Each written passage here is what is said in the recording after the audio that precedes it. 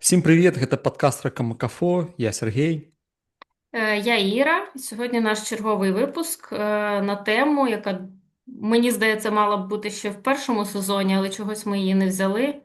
Бо мені здається, що це та тема, яка зв'язала тебе, Сергій, з Україною з самого народження.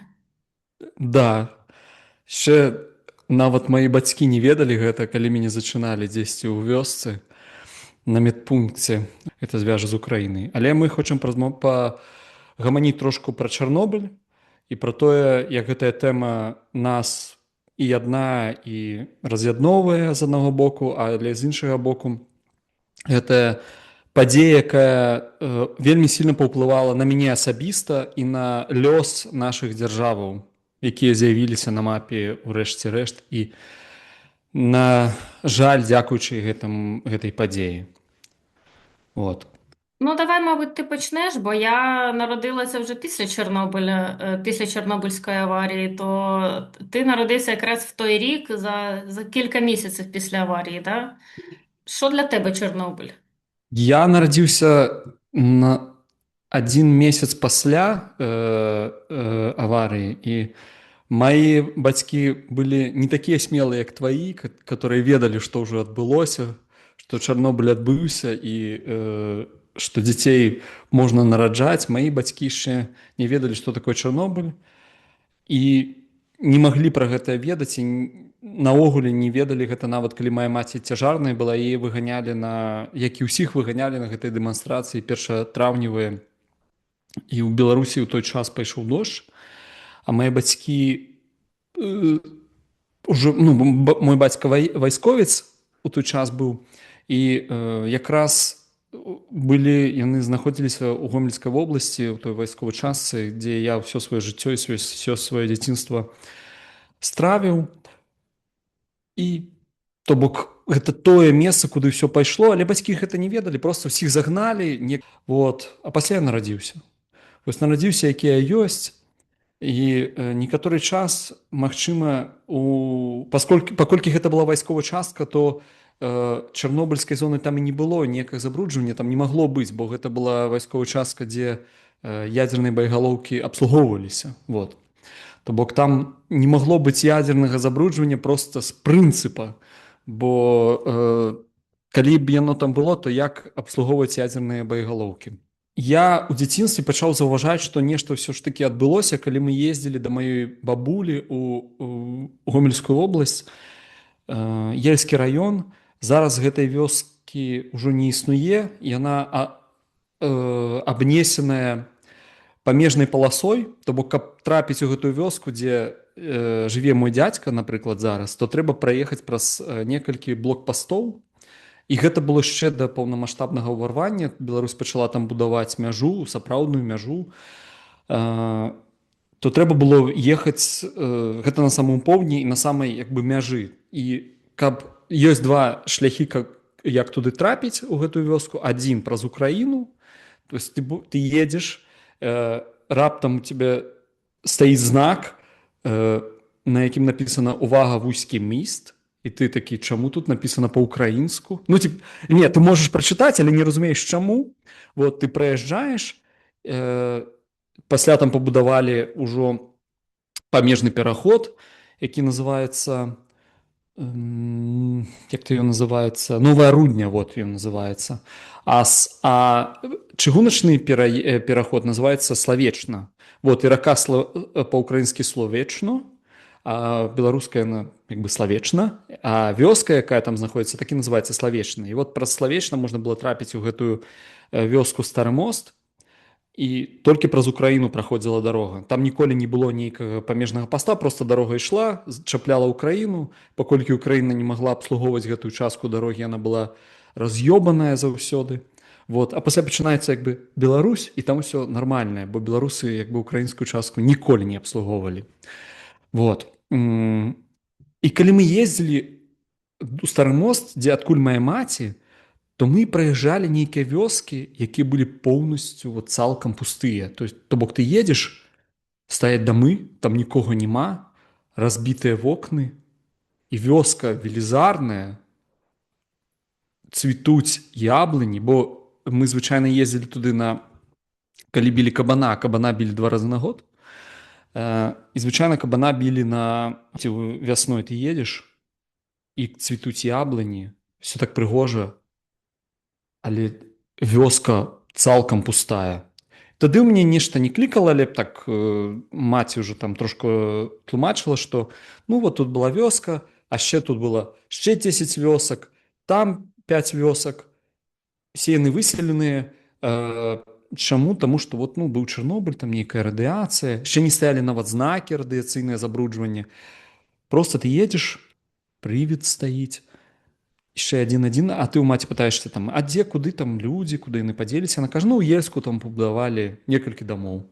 Пасля ты ідзеш у школу ўжо, і нейкая гэтая гісторыя, што ёсць вёскі-прывіды, праз якія ты праязджаеш кожныя паўгады, як мінімум, каб свежыны паесці, яны цябе неяк не кранаюць, але пасля ў школе ўжо табе тлумачаць, што неяк нельга грыбы есці з лесу, але ну, маці ж ездзіла за журавінамі, бо там былі самыя лепшыя журавіны, гэта балота. І мы все дзяцінства елі гэтыя журавіны, гэтае мяса, якое там, сала, якое з гэтай вёскі вазілі. Але там у гэтай вёсцы чамусьці таксама не было забруджвання. І мяне гэта вельмі здзіўляла, чаму вот вёскі павысялялі побач, вот літаральна там 10 кіламетраў, там Кузьмічы, велізарная вёска была, гэтая Дабрынь, ці Асавы, я ўжо не памятаю, як яна называецца, яе выселілі. А вот Стары мост, ён пасля сам выселіўся, просто людзі павыміралі паступова. Вот. І гэтая гісторыя, што былі нейкія вёскі, якія зніклі, і лёсы людзей, яны таксама зніклі з гэтага месца. Я тады не разумеў, ну што, ну, знікла вёска, людзей перасялілі, там, дзесь яны жывуць. Вот. Пасля, калі я пераехаў у Мінск, я даведаўся пра гісторыю такога раёна Малінаўка. І яна цікавая тым, што яго пабудавалі не ў савецкі час, а ў часы незалежнай Беларусі, у 90-е гады. І людзей туды паступова высялялі ж не адразу ўсіх, а высялялі паступова і высялялі цэлымі вёскамі. А ў Мінску высялялі так, ну, тэрыторыя ж Беларусі, яна была забруджана вельмі нераўнамерна. Збольшага гэта Гомельская вобласць, адкуль я паходжу, і Магілёўская вобласць. І высялялі так, адна вёска, адзін пад'езд. Вот. І было так, што там былі велізарныя дамы, што вёскі паміж сабой не вельмі сябравалі. І ў першыя часы гэтыя пад'езды адзін на пад'езд хадзілі, ці там дом на дом хадзілі, бо вёскі не сябравалі. І ў 90-е гэта быў не вельмі такі добры раён, але не з-за таго, што там мафіі, бандюкі, але таму, што проста вось гэтыя вясковыя традыцыі, яны перанесліся і ў горад, і людзям ну, не вельмі зручна было перажываць гэтыя як бы трансфармацыю, бо яны былі ў першым пакаленні вымушаныя мігранты. І сам пераезд і адрыванне цябе ад каранёў, як, напрыклад, я перажыў таксама, але я перажыў гэта трошку вымушана. Да? Я хацеў бы, канешне, вярнуцца, але не магу, да? Ці не мог. Вот. Але гэтых людзей у іх не было выбара, ім просто сказалі сабраць рэчы і пераехаць. І пераязджалі яны не зусім такую прыемнае для сябе асяроддзе. З вёскі ў горад гэта не самае прыемнае падарожжа, асабліва калі ты не вельмі хацеў там жыць. І гэта як бы культурная гісторыя, што людзі былі вымушаныя пераехаць з аднаго месца ў іншае. Вот. Яна ж суправаджалася і прымусам, і стратай таксама асяроддзя, в якім ты жыў, звычнага для сябе, працы, заняткаў і так далей. Вот. Гэта такая гісторыя візуальная, якую я мог заўважаць, як гэтыя раёны пасля мяняліся, як мне расказвалі гісторыі, як там біліся адзін з адным, там, і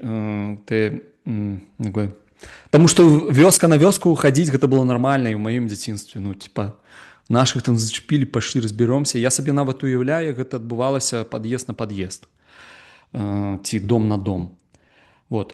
Але што з гэтага цікава? Я вот агучыў, што Рэспубліка Беларусь, незалежная, толькі што паўстаўшая, невядома адкуль дзяржава, будавала дамы п- і ўсе гэтыя, як это сказать, камітмент перад людзьмі захавала, бо Беларусь сябе назвала дэмакратычнай сацыяльнай дзяржавай, то бок дзяржава, якая пільнуецца за сваімі грамадзянамі.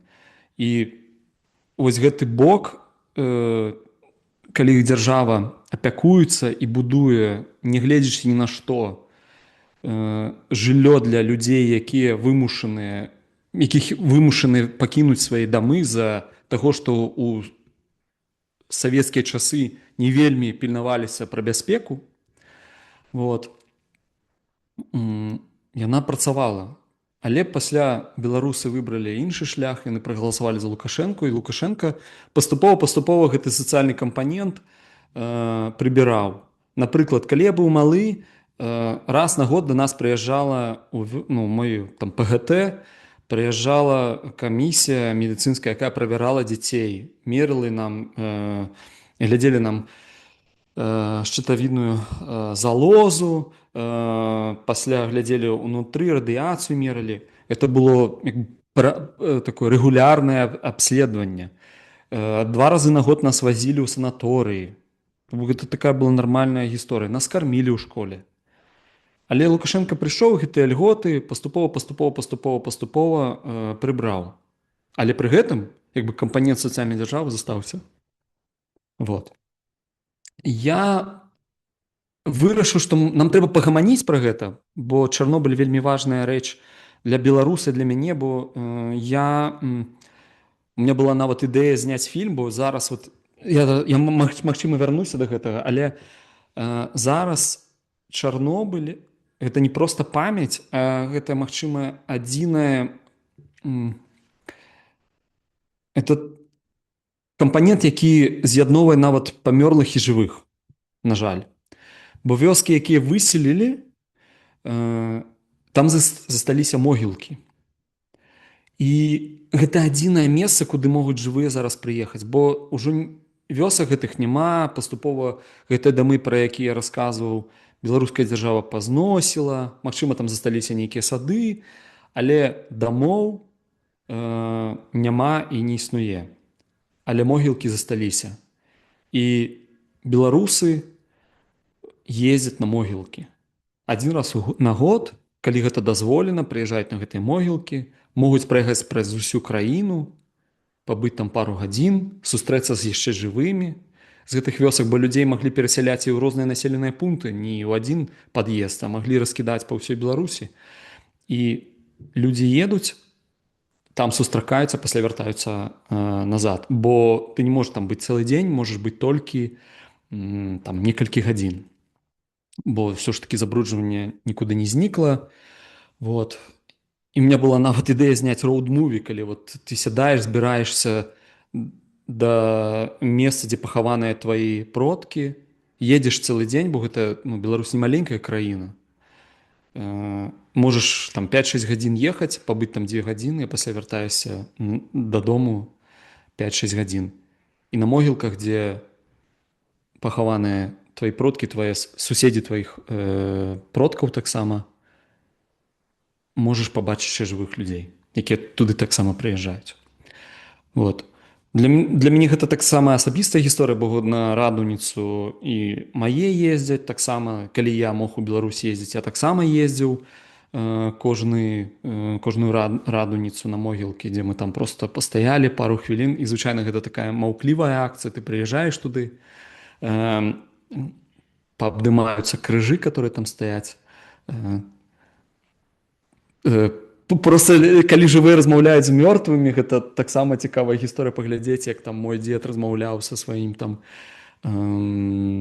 братам, нешта яму там казаў. Ну, я не ведаю, якую ён там інтэракцыю мог атрымліваць, зваротны звязок, але ён заўсёды размаўляў з крыжамі, вот, абдымаў іх, там падвязвалі, чысціліся могілкі. І гэта гісторыя, калі у чарнобыльскую зону прыязджаюць людзі толькі каб пабыць з мёртвымі, вельмі кранальная для мяне асабіста.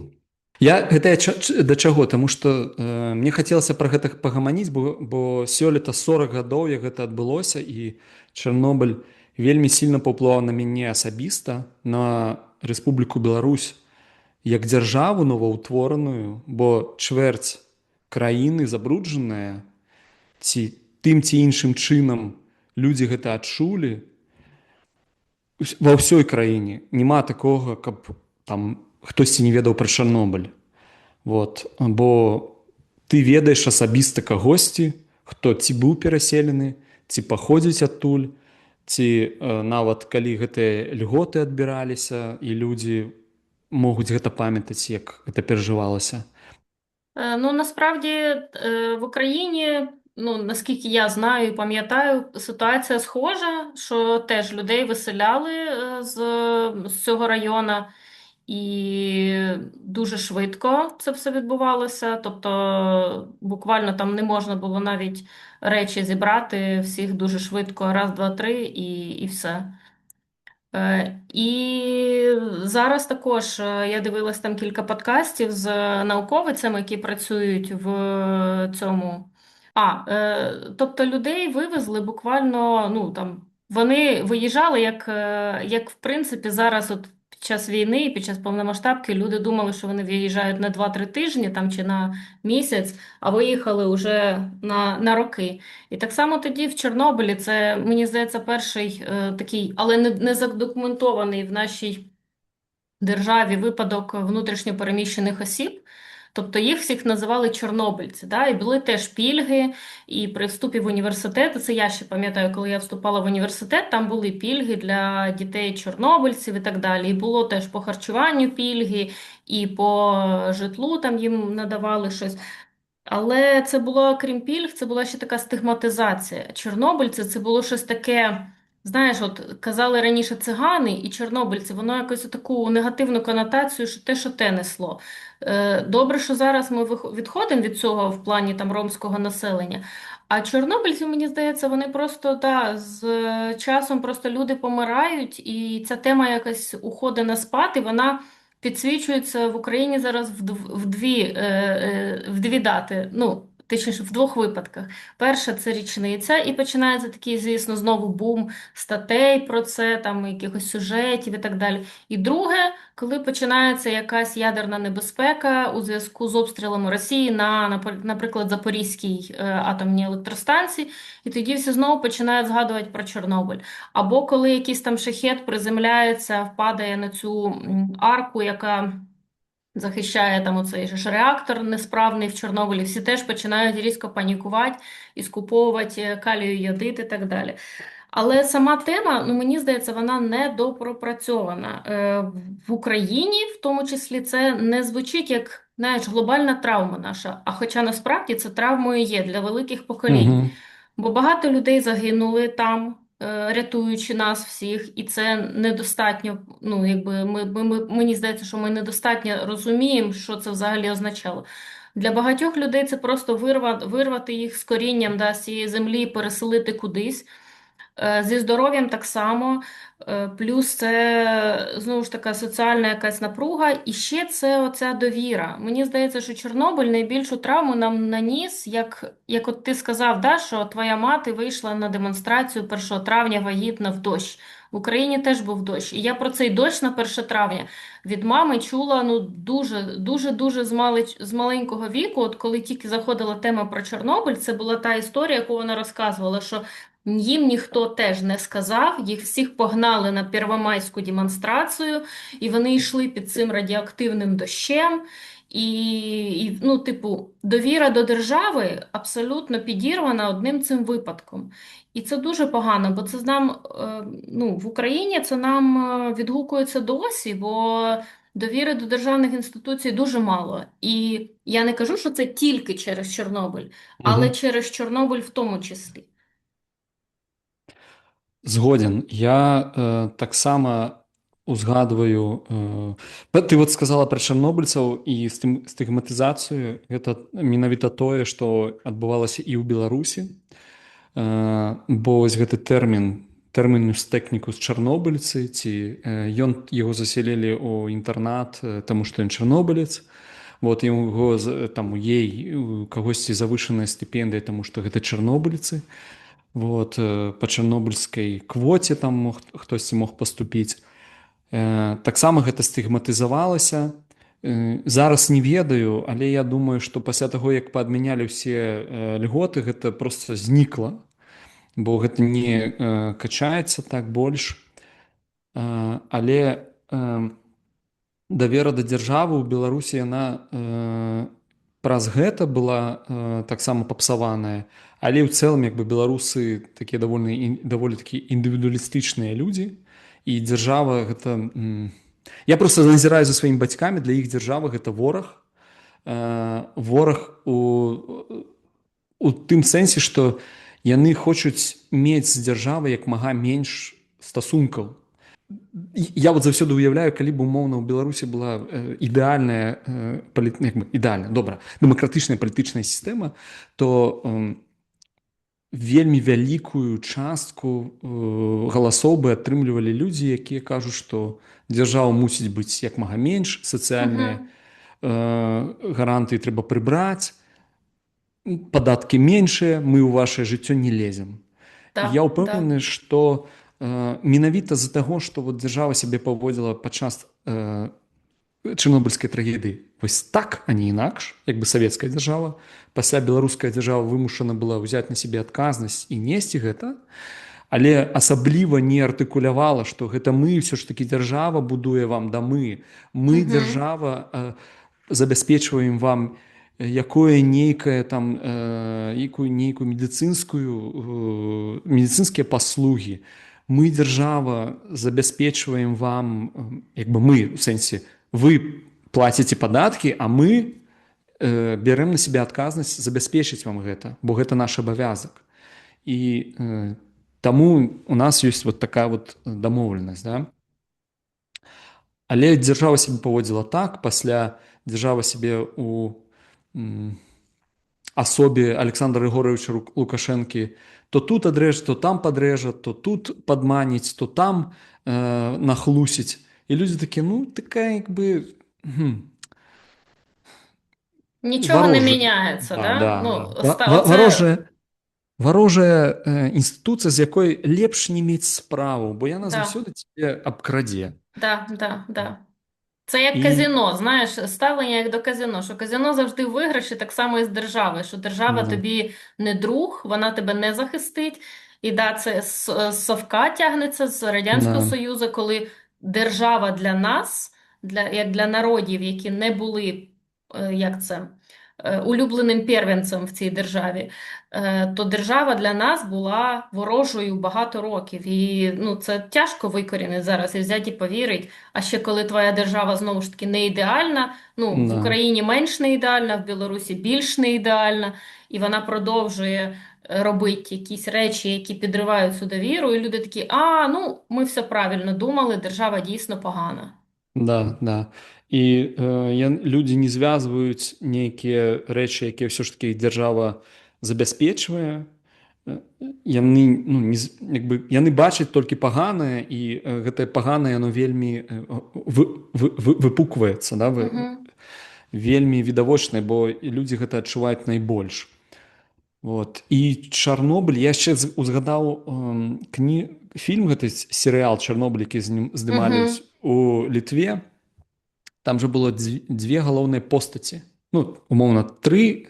Гэта Легасов, гэты галоўны інжынер, ці хто ён там быў на Чарнобылі. Жонка, як галоўная постаць, і ейны муж. І сама гісторыя, што муж, гэты пажарны, Іванченка, ён же з Беларусі. А жонка, якая стала галоўнай гераіняй, яна украінка. І, наколькі я памятаю, з заходняй Украіны.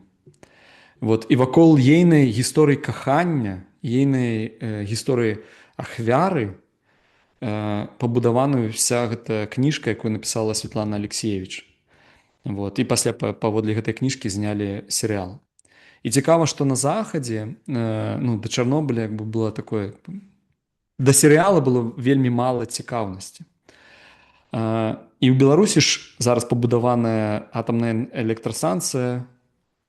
Цікава, што ў Беларусі адключаюць электрычнасць, каб яе эканоміць, але ёсць свая атомная электрастанцыя, якая як бы вырабляе дафіга электраэнергіі, і відавочна для чаго яна будавалася на расійскія грошы. Беларусь зараз як дзяржава і вінная за тое, што трэба вяртаць гэтыя крэдыты. Вот. Яна будавалася для таго, каб Літву адрэзаць. Калі Ігналіну зачынялі, то пабудавалі ў Беларусі на расійскія грошы паводле расійскіх тэхналогій ядзерную электрастанцыю у Астраўцы. Гісторыя якая, чаму я ўзгадую? Таму што калі пачаліся размовы, што нам трэба будаваць электрастанцыю, у беларускіх грамадзян мала хто спытаў, і было шмат кампаній, накіраваных на тое, што гэта можа быць другі Чарнобыль. І вось Чарнобыль, як нешта негатыўнае, якое насамрэч не знаходзіцца на тэрыторыі Беларусі і ніколі не знаходзілася на тэрыторыі Беларусі, але сам вось гэты вобраз вельмі страшнай аварыі, за якой 25% насельніцтва вымушана было неяк змяніць сваё жыццё, і 25% тэрыторыі забруджана, ён дагэтуль існуе, бо БелАЭС, якая яна называецца, яна і будавалася вот з такім вялікім шумам другога Чарнобыля, бо будуецца на расійскія грошы, паводле расійскіх тэхналогіяў, без належнай экспертызы, без належнай канкурэнцыі. Умоўна, калі там французы ці паўднёвыя карэйцы прыйшлі бы, паказалі свае праекты. Магчыма, гэта было б тамней, бяспечней, але і пабудавана там, што калі, вот, напрыклад, бахне яна, то вецер жа у Беларусі пераважаюць ветры, якія дзьмуць з Балтыйскага мора, то бок усё зноў пойдзе на Беларусь. Вот. Ну, можа, там да Расіі даляціць.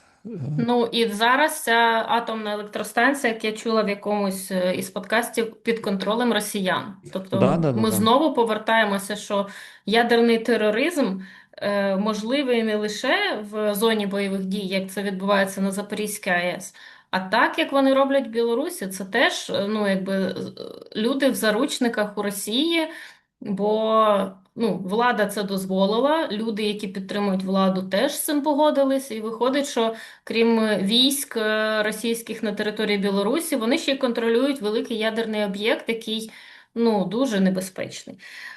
І про грошову відповідальність якраз ти сказав, що що це треба було незалежній Білорусі потім вирішувати. Я теж оце нещодавно переслухувала одне відео про Чорнобиль і побачила там таку фразу, і вона мені дуже зачепила, що на Україну впала величезна матеріальна відповідальність обслуговувати цей об'єкт, який, Чорнобильську АЕС.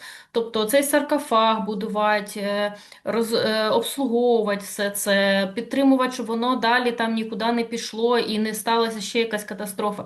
І про це теж дуже мало хто говорить, бо Україну просто в результаті того, що ця АЕС була на території української на той час УРСР, її залишили Україні і умили руки. Тобто Москва і центр, весь там оця компартія і все інше, коли розпався Совок, виходить, просто пішли безнаказано від цього. А Україна залишилася з величезними фінансовими труднощами, бо нова держава, хаос і все таке.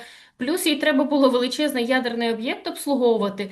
І тиск з країн, які теж боялись, що якщо Україна не справиться, на них теж це полетить і далі щось там трапиться, величезний. Ну і в результаті про це мало хто говорить, але я вважаю, що про це треба згадувати, бо безпека, так само як зараз, безпека Європи залежить від того, що відбувається в Україні, тоді теж безпека Європи залежала від того, наскільки добре ми справимося з тим, щоб Чорнобильська аварія не повторилася, і щоб її наслідки якось це законсервувати в оцю арку. Ну і зараз теж про цю арку говорять, що вона збудована ж це нова, яка там насувається на цих же ж на під'їзних рейках, що вона, в принципі, безпечна, що вона може що вона будувалась так, щоб витримати падіння маленького літачка. І, ну, типу, ніхто не очікував, да, ніхто спеціально не прогнозував, що Росія буде бомбити, да, ядерний об'єкт і що треба його так захищати. Але перестрахувавшись і якось, ну я не знаю, хто це придумав і кому спало на думку, які технологічні норми цьому посприяли, що зараз більш-менш, ну, типу, навіть коли там ті шахеди пролітають, ну, є захист над цим об'єктом, бо якби його не було, то, ну, я не знаю, позиції Росії були б набагато сильнішими, вона Угу. могла б пару шахедів дешевих тут і запустити, і зробити катастрофу, в принципі, для величезної території, кількості людей. А як ми знаємо, Росія не дуже переймається людьми, навіть якщо б там трошки зачепило російських територій, то ніхто б не дуже і плакав за ними. Ну да. Вот. І ще хотіла ще сказати, що мені здається, що Чорнобильська аварія це дуже хороший приклад, як зараз показувати і ілюструвати людям, які дуже страждають по комунізму. От знаєш, ці радикально ліві рухи, коли молодь дуже захоплюється комунізмом, починає там знімати тіктоки, розказувати, як хорошо б нам всім було жилось в комунізмі, в соціалізмі. І коли ти їм починаєш пояснювати це якимись абстрактними термінами, да, бо люди не жили ніколи в Радянському Союзі, навіть не мають родичів, вони просто жили завжди при капіталізмі, і тут вони вирішили, що капіталізм це погано, а соціалізм це добре, і от ну, на підручниках сформували такі теорії. І коли ти починаєш з ними говорити абстрактними термінами, там права людини, свобода слова, там якісь ну, отакі речі, да, це дуже погано заходить, бо вони Угу. їм завжди є апелювати до того, що а в капіталізмі теж погано, да? Теж свобода слова не дуже і так далі. А от Чорнобиль, мені здається, що це хороший би був приклад, говорить, що дивіться, от при комунізмі, да, і при такій от, в такій державі, в принципі, ваше життя не важить абсолютно нічого. Ви велика маса. І від того, що ви помрете, держава не втрачає, бо ви, ну, помрете ви, прийде хтось новий. І вас не цінують. І тому вам брешуть, вам не кажуть, що вашому здоров'ю щось загрожує. Вас просто приховають інформацію і продовжують жити далі, бо ви не є цінністю для держави. Ви просто ресурс, та? І вас погонять тушити цю атомну електростанцію, навіть не сказавши, що там трапилося.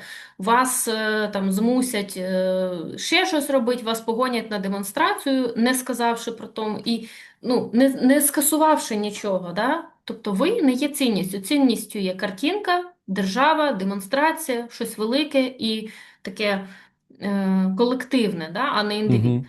І я ще не пробувала, але мені здається, що я б хотіла попробувати поговорити з кимось з таких прихильників цього нових віянь, да, комунізму, поговорити про це і розказати їм, як це відбулося в Україні, як, ну, і в Білорусі в тому числі, там, і в інших, е, хоча інші республіки не дуже, я думаю, зачепило трохи Росію ще. Угу. І подивитися, як вони на це зреагують. Чи це клікне в них десь, чи це знову ж таки ну, ніде не відгукнеться. От. Цікаве питання, я б так само паспрабаваў.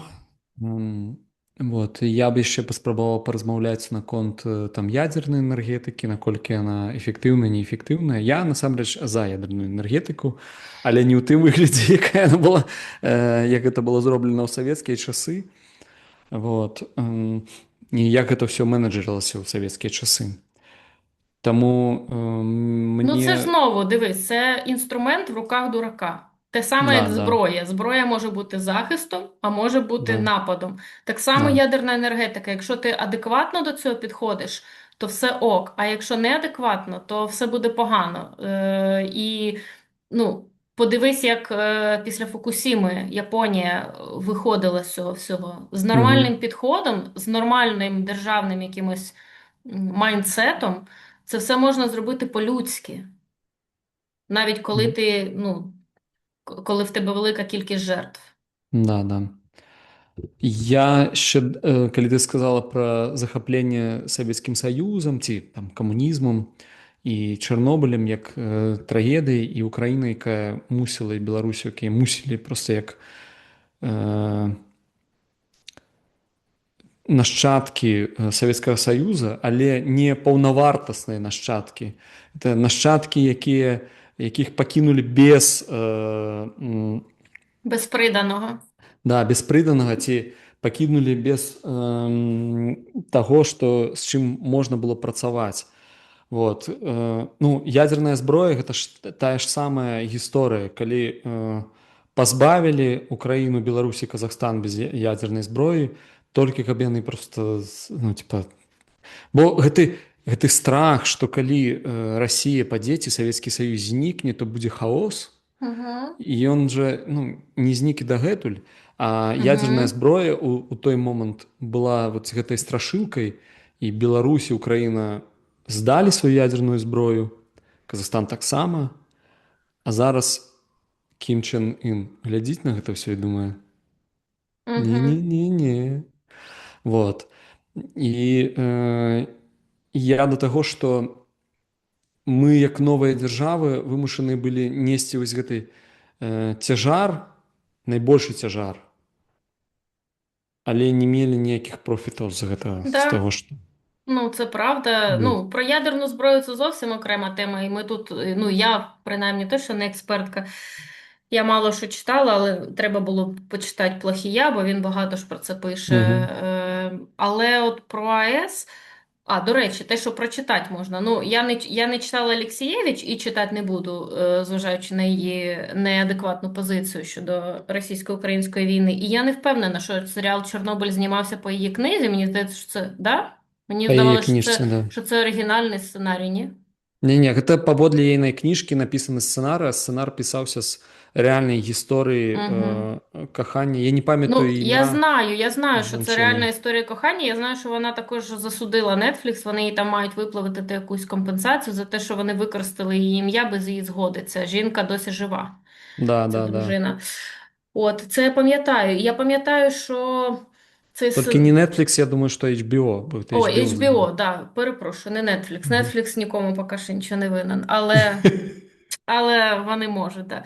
І ще, що я б хотіла, щоб люди прочитали, ну, і, наприклад, з української літератури, я пам'ятаю, колись випадково вдома у нас була книжка, називається «Марія з Полином в кінці століття» Володимира Мгм. Яворівського. Це такий теж роман, написаний про ну, теж на особистій історії сім'ї, яка там звідти родом, там бабуся, щось і так далі. І він дуже такий прям щемливий, хороша Мгм. книжка. Але потім, коли я почала читати вже от зараз про Яворівського, то пишуть, що це якби була його спроба якби не виправдатися, а загладити провину, бо він перед цим, як всі багато в соцреалізму письменники, змушені були писати щось на догоду партії і в тому числі Мгм. славити оцей безпечний атом. І що ця книжка його, він побував в тій частині України, яка була забруднена, там біля, ну, цій зоні відчуження. І він написав цю книжку як спробу, ну, якби Реабілітуватися? не реабілітуватись, а виправити, да, Мгм. те, що він зробив погано. Ну і Чорнобильська Мадонна Драча, але це більш такий Мгм. поетичний твір, він там дуже образний такий, ну, але він теж дає от прям дуже гарне емоційне розуміння, що таке Чорнобильська трагедія для людей. А із Мгм. сучасних, зараз от є у нас дві науковиці, які дуже вийшли добре зараз такий в публічний простір, вони науковиці, але вони дуже просто і доступно почали пояснювати людям, що таке Чорнобиль, і написали книжку «Страшне і Мгм. прекрасне в Чорнобилі», «Страшне, потворне і прекрасне в Чорнобилі», чи якось так. Катерина Шаванова і Олена Паренюк написали цю Мгм. книжку. Я її не читала, але я бачила подкасти з цими двома жінками. Ну, вони дуже такі смішні, такі, знаєш, гумор науковий, трохи чорний. І вони в їхньому от світогляді Чорнобиль не є, знаєш, місцем, біля якого треба сісти і плакати, або місцем, в яке треба їздити, як в Діснейленд, умовно, Мгм. ці сталкерські поїздки, або екскурсії в Чорнобиль на корпоратив, або там ще щось. Тобто це місце пам'яті. Да? Це Мгм. одна з них каже, що коли ти фоткаєшся на фоні оцих розбитих там хат, чи Прип'яті, там, чи ще чогось, це майже те саме, що ти фоткаєшся на могилі там і улибаєшся. Або як от Мгм. люди в Берліні ходять по цьому монументу Голокосту і теж там улибаються, на шпагати сідають, ну трохи дивно. Мгм. В Мгм. їхньому розумінні, натомість, в розумінні науковців, Чорнобиль це перша заповідна зона. Це один з Да. найбільших заповідників взагалі в Європі зараз. І друге, це мені здається, що це якась ілюстрація української винахідливості, коли навіть на трагедії ми можемо зробити щось нове, щось творити, перетворювати трагедію в щось, що буде давати життя. Бо там насправді ведеться купа всяких дослідів зараз, і навіть багато науковців пережили окупацію, що теж важливо згадувати, бо вони не могли покинути ту станцію, бо ну, інакше була б катастрофа. І отой залізничний переїзд, який ти кажеш через територію Білорусі, зараз закритий. І їдуть довшим шляхом, відповідно, робота ускладнена, але все одно вона ведеться. Тобто навіть зараз в Чорнобилі ведуться якісь наукові дослідження. І що вони говорять, що там до повномасштабного вторгнення навіть мав бути якийсь проєкт, називався Чорнобиль Космос, Угу. коли якісь там науковці іноземні хотіли робити дослідження про радіацію в космосі, але дуже дорого було їм створювати ці умови, наближені до того, що є в космосі, де треба було запускати там колайдер, ще там щось. А наші науковці сказали, так у нас, дивіться, ці частинки, вони і так, ну, якби, стріляють, Летають. да, вони і так безплатно. Ну, тобто, умовно, це вам здешевить процес. І вони Угу. хотіли прям запустити цей проєкт, щоб науковці приїжджали і використовували територію Чорнобильської атомної електростанції для того, щоб опромінювати, ну там як їм треба, ті там якісь частинки, і досліджувати радіацію в космосі. І мені здається, що це, якби це вийшло, це був би такий бум. Це став би Угу. одним з ну, найбільших хабів по космічній якійсь науковій там думці в Україні. Але Угу. повномасштабне вторгнення це все переграло, і зараз, ну, понятно, що ніхто туди не приїде проводити досліди. Але все одно, ну, типу, там щось відбувається, вони там щось роблять, вони там ну, досліджують. Тобто люди не сказали, що все, ми Угу. лягли і вмираємо, да? Бо ми обіжені, ми травмовані, нам погано, все. Ну, типу, життя кончилась. Ну, у Білорусі. Навіть після таких катастроф Угу. Чорнобиль бахнув, потім окупація росіянами, тепер знову постійні обстріли, і все одно там щось відбувається. Для мене це якийсь Угу. дуже великий феномен. Угу. Мені так здається. Я пагаджуся з табой. Ты добра, што падняла гэтую тэму, бо ў Беларусі ж таксама Чарнобыль у сваім выглядзе стаў і такім маторам ці рухавіком развіцця навукі, на жаль. Вот. І з украінскага боку я ведаю, што таксама ёсць палескі радыёлагічны запаведнік. З беларускага боку гэта адзін з таксама самых вялікіх прыродаахоўных праектаў ці тэрыторый. Вот, палескі радыёлагічны запаведнік. Там таксама вядуцца даследаванні, як, напрыклад, каровы, якія там засталіся, жывуць, як вяртаецца прырода, бо туды перасялілі зуброў, напрыклад, і яны там пачуваюцца добра. То бок, калі чалавек сыходзіць, прырода вяртаецца ў нейкае нармальнае русло, і гэтае русло можна даследаваць. І у Гомелі ж, у сваю чаргу, ёсць вялікі медыцынскі цэнтр, які займаецца праблемамі радыёэкалагічнай медыцыны. Вот. І гэта таксама стала штуршком развіцця і навукі ў сэнсе таго, што з'явіліся экалагічныя праграмы на дзяржаўным узроўні. Але гэта ўсё пачалося да прыходу Лукашэнкі, бо як бы Лукашенко ў гэтым сэнсе стаў такім вялікім тормазам, ці я не ведаю чым, развіцця навукі, бо навука патрабуе свабоду, ты не можаш проста развіваць навуку ў нейкім акрэсленым русле. Навуковец, як творчы чалавек, патрабуе свабоду, каб ствараць нешта новае, цікавае для сённяшняга дня і для будучага дня. Ты не можаш паставіць навуку на нейкія прамысловыя рэйкі, як хоча Лукашенко, і типа мы ствараем толькі тое, што будзе прыносіць грошы. Ты не ведаеш, што прынясе грошы праз 5 гадоў ці 10 гадоў. Ты просто не ведаеш. І глядзець вельмі так кароткатэрмінова, як сённяшняя беларуская дзяржава, мы будзем развіваць, укладвацца толькі у, я не ведаю, у IT. Ну, укладывайтесь в IT, уже ваше IT давно не IT, ну, типа, уже программистов давно хутка магчыма заменіць AI, вот, а вы укладываетесь в тое, что вы, чым вы бачыце только вот зараз некую прыбыль. І калі ты сказала пра навуку ці нейкі штуршок, я вось гэта менавіта хацеў узгадаць, бо гэта у Беларусі гэта магло быць і нейкім турыстычным прываблівым аб'ектам, але гэта не выкарыстоўваецца, бо ўсё ж такі гэта аддадзена на нейкую навуковую для навукі, для даследаванняў. Адзінае, што Лукашенко і дзяржава беларуская цісне вельмі доўга. Яны хочуць вяртаць сельскагаспадарчыя землі, каб садзіць рапс там і нейкія культуры, якія будуць ці будуць расці і не будуць упітваць гэтыя радыенукліды. Бо слова радыенуклід вельмі такое жывое, яго Це як выкарыстоўваюць нават зараз. ГМО.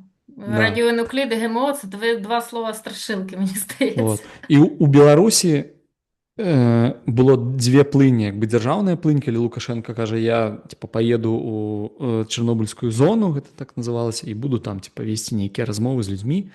Вот, бо чарнобыльская зона гэта была і страшылкай у мой час, бо ніхто не хацеў, у Беларусі ж было размеркаванне, вот пасля універсітэта ты мусіш адпрацаваць 2 гады як мінімум у мой час на нейкім там прадпрыемстве ці там у пракуратуры, ментуры ці дзесьці, каб не плаціць, не вяртаць грошы, якое дзяржава ўклалася у адукацыю. Вот. І была самая вялікая страшылка, што цябе размеркуюць у Брагін-Ціхойнікі. Брагін-Ціхойнікі гэта самыя пацярпелыя рэгіёны. І вот Лукашенко любіць падчас вот на чарнобыльскую дні гэтыя, ён ездзіць туды. І можна сачыць, калі мы будзем выпускаць падкасты, гэта будзе прыкладна там 20-х числах красавіка, то Лукашенко будзе там, а мы будзем тут размаўляць. Так, а ягоныя апаненты заўсёды хадзілі на чарнобыльскі шлях. І ў пэўны час чарнобыльскі шлях гэта была самая масавая палітычная акцыя ў Беларусі. До речі, ми дамо посилання, у нас є про Чорнобильський шлях випуск, там, де ми говорили про протестний рух.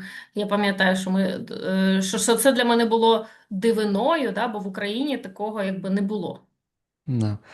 Вот. Напевно, я збився, коротше. Я хотіла ще сказати завершити тим, що є зараз. Ми з тобою пишемо цей подкаст в дуже символічний день. Перший день після того, як, що там він сказав, зникла одна цивілізація. Да. Вчора ввечері Дональд Трамп щось там, я не дуже слідкувала, але я так зрозуміла, що він щось написав, десь там в Твіттері чи десь, що зникла якась цивілізація. Всі там зробили висновок, що він ядерний удар зробить по Ірану. І всі там щось накрутились. Мені не було коли накручуватися. Я лягла спати і проспала прекрасно до ранку. Так от, ми з тобою представники цивілізації після апокаліпсиса. Да.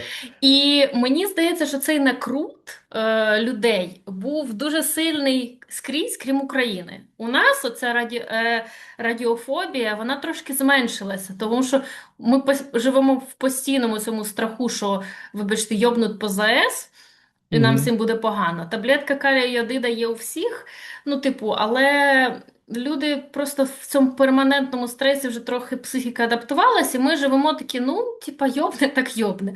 А світ, мені здається, що ця фобія радіоактивних якихось забруднень і ядерного удару, вона настільки зараз накручена, я не жила в холодну війну, але мені здається, що от градус накрута, він стрімко наближається до піку холодної війни, бо навіть ті самі русські ліберали, так звані, дуже добре цим маніпулюють зараз, коли їх питають, так а що ж, може там висвободите народи поневолені в Росії, а вони кажуть, ви що, хочете кучу ядерних держав маленьких? Це я майже зацитувала Карамурзу на виступі в одному університеті Нью-Йорка.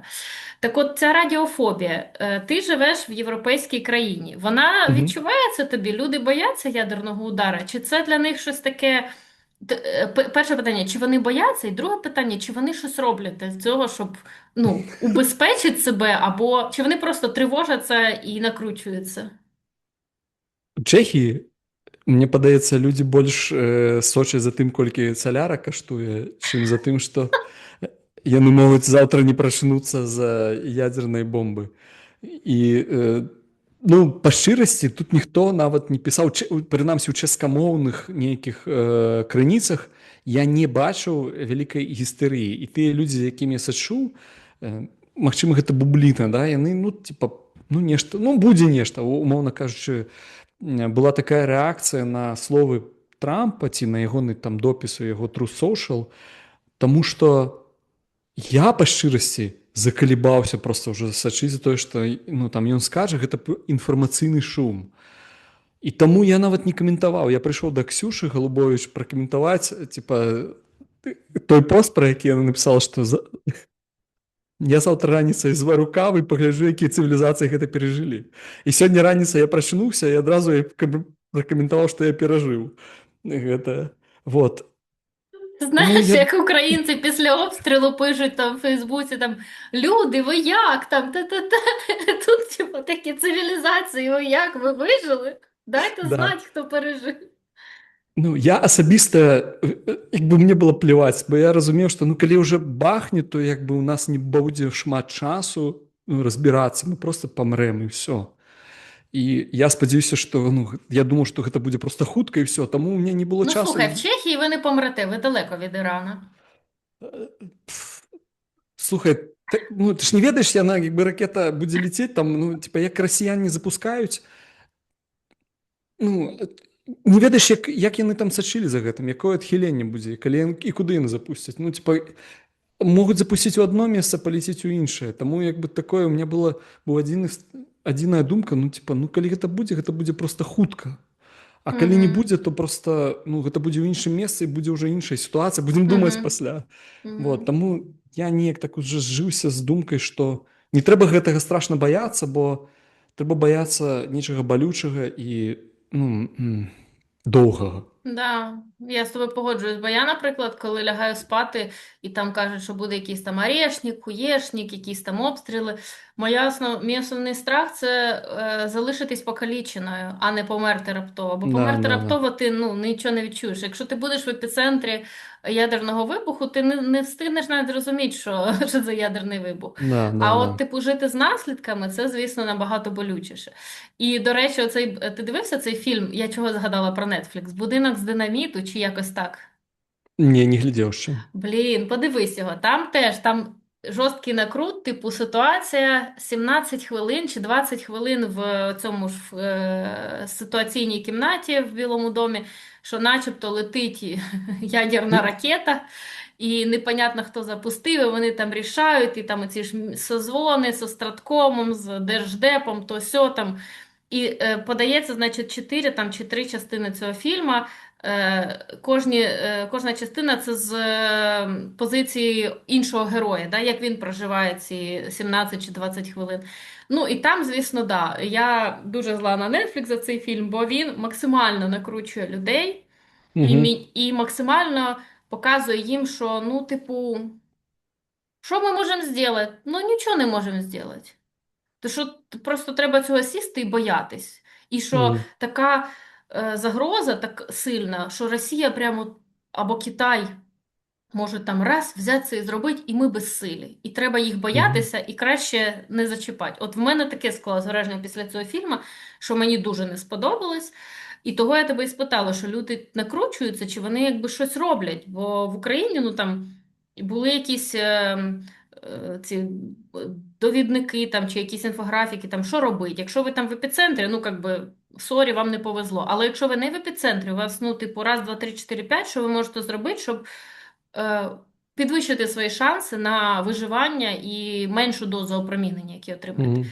І, ну, такий от проактивний підхід, мені здається, він кращий. Ну, я вже не кажу про стримування держав-терористів там і активну їм протидію, це вже з області фантастики, але на персональному рівні мені здається, що все одно краще у цю радіофобію якось, якщо вона є.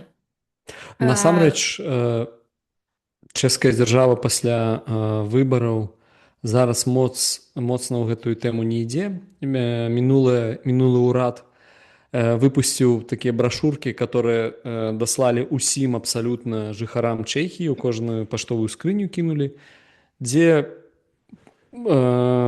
пакрокава тлумачыцца, што ты маеш рабіць у крызіснай сітуацыі. І там апісваюцца, якія крызісныя сітуацыі могуць быць. Ніхто не піша адкрыта, там, ці не напісана было адкрыта, што па вас могуць запусціць ядзерную бомбу. Але пішацца асноўны ўхіл на тое, што не будзе электрычнасці, цяпла, вады. Вот. І вам трэба падрыхтавацца да гэтага, бо самае крытычнае гэта там 72 гадзіны, гэта самы крытычны прамежак часу, і вам трэба вытрымаць гэтыя 72 гадзіны, і вот напісана, што трэба мець з сабой, да чаго, што трэба там дома захаваць, я не ведаю, якую вопратку пакінуць і т.д. і т.п. Гэта было зроблена, але гэта было зроблена ўвосень, і больш нічога не было. Ну, просто, напэўна, яшчэ не было Epic Fury Ну, да. Operation. Ну, І будемо нейкай... сподіватись, що ми не застанемо ядерну війну Ну, і новий Чорнобиль. я таксама спадзяюся. Але Да. БелАЭС пабудавалі на мяжы з Літвой для таго, каб абрэзаць Літву. І гэта, дарэчы, другая тэма, якую мы хацелі абмеркаваць, але ўжо Лукашенко сам сказаў, што будзе вайна, і мы рыхтуемся да вайны, і ўсё такое. Вот.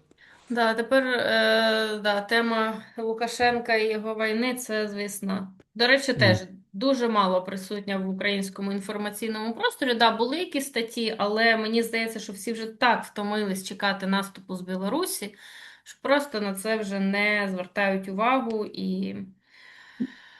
Я ўсё ж таки думаю, што наступ Украіне не трэба чакаць з Беларусі, але от Літве трэба напружыцца. Ну, Вот. першому гравцю приготуватись, як то кажуть. Да. От. Не хотілося б, да? Я ще наостанок хотіла сказати, що я перший раз була за кордоном, це було в 2005, мабуть, році, це у Францію ми їздили зі школою і жили в сім'ях. І от в одній з сімей ми спитали, що вони знають про Україну, да? То єдине знання, яке в них було тоді, це Чорнобиль і Чорне море. І це дуже сумно, що Україну асоціювали з екологічною катастрофою і чимось таким негативним, да? З тим, в чому навіть Україна по факту не була винна, але просто їй це в наслідство, да, досталось. Оце от шлейф того, що ти якась ущербна, травмована, якась дефектна країна з ядерною там, забрудненою територією. І це дуже сумно. І зараз, мені здається, що ця паралель також актуальна, бо, знову-таки, Україну асоціюють здебільшого з війною. І не хотілося б, щоб так і продовжувалося, але зараз... В тому числі добре, що є розвинені технології, де можна швидше поширити інформацію не тільки про війну, і є багато людей, які з цим добре справляються. Просто все одно цей негативний шлейф, мені здається, що це теж одна з якихось таких ліній нашого ворога, асоціювати країни з чимось негативним, ущербним, зламаним, дефектним і непридатним для того, щоб з цією країною можна було щось добре будувати або там думати про щось позитивне. Ти добре сказала, але я додам. Давай. Про Білорусь наогул ніхто не ведав. Тут хоча б... І, на жаль, про Білорусь зараз узгадують у зусім іншым кантэксце. Я спадзяюся, што мы, да, таксама Чарнобыль не паўторым, і нейкая БелАЭС не ёбне, хоць і пабудаваная паводле расійскіх тэхналогій расійскімі інжынерамі. Але чаму я захацеў пагаманіць пра гэта? Таму што Чарнобыль насамрэч вельмі сильна паўплываў на тое, як развіваюцца нашыя дзве дзяржавы і як жыве нашае пакаленне 90-х. Угу. Вот. Правда. Добре сказав, нема чого додати.